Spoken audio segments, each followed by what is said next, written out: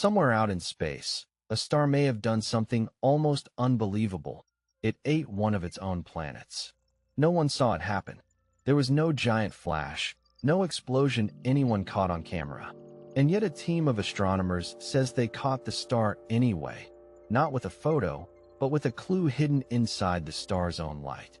So how do you catch a planet eater when the crime is already over? The star is called TOI 5882. It's a lot like our Sun, sitting about 1,300 light-years from Earth. When astronomers looked closely at its light, they found something strange. The star was carrying far too much of one particular ingredient, a light metal called lithium. That might not sound dramatic, but for a star like this one, it's a huge red flag. Stars this age should have almost none left.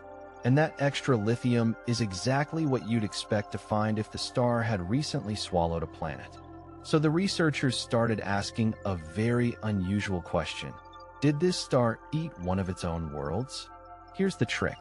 Planets are packed with much more lithium than stars are. A star burns through its lithium early in life, but a planet keeps its supply locked away. So if a star quietly eats a planet, it suddenly takes on a big helping of lithium it should not have. One scientist on the team explained it with a simple picture. Imagine a nearly empty stadium with just a few people scattered in the seats. That's a normal old star with barely any lithium left.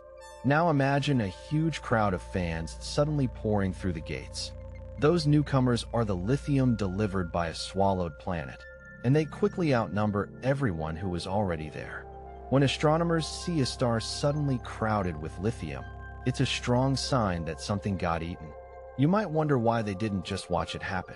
The answer is speed. When a star swallows a planet, the event can be over in only days or weeks, a blink in cosmic time. Stars live for billions of years, so the chance of catching one right in the middle of a meal is almost zero. So instead of watching, scientists work like detectives at a crime scene.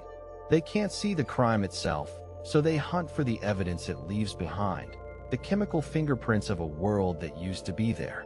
To read those fingerprints, they use a tool called spectroscopy, which splits the star's light into a rainbow and reveals exactly what the star is made of. Lithium is one of the loudest clues that rainbow can show. Now here's the honest part, and it really matters.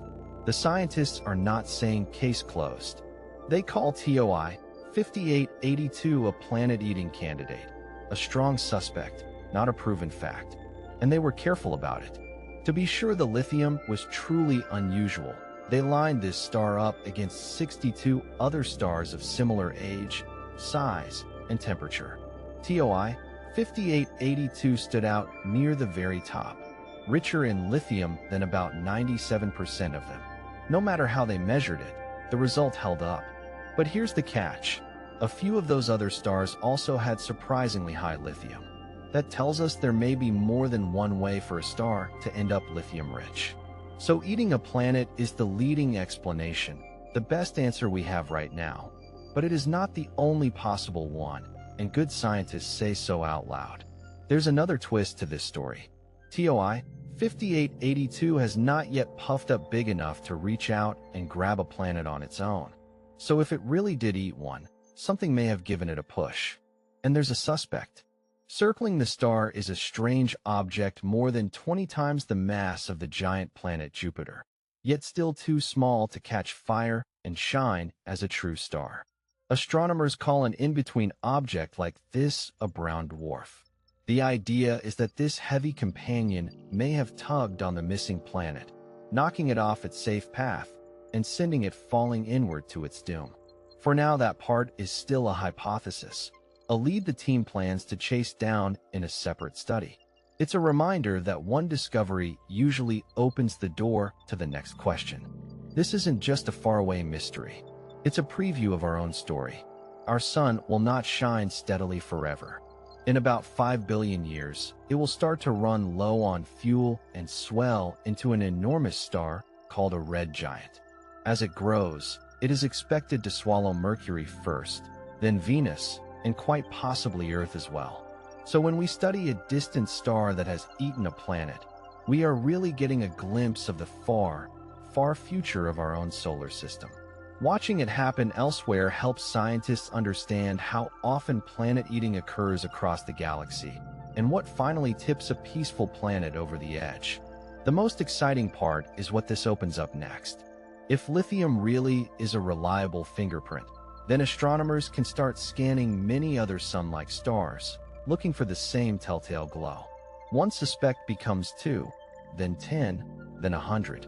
Over time, that could turn a single strange story into a real head count, a way to estimate how common it is for stars to consume their own planets. Each new example makes the pattern clearer and helps scientists tell the difference between a star that ate a world and one that simply looks unusual for some other reason. Even as a candidate, this is a big deal. Think about what actually happened here. No spaceship traveled to that star. No one watched the planet vanish. And still, from a faint signal buried in starlight, scientists pieced together a plausible cosmic crime, and were honest about the parts they haven't nailed down yet. That mix of bold imagination and careful caution is science working exactly the way it should, curious enough to ask a wild question, and disciplined enough to say what we do and don't yet know. So did TOI 5882 really eat one of its planets? The best evidence says probably, but the detectives are still gathering clues. And that's what makes it exciting. A real mystery, still unfolding in the light of a distant star. Here's our question for you. If our own sun will one day swallow the inner planets, what would you most want humanity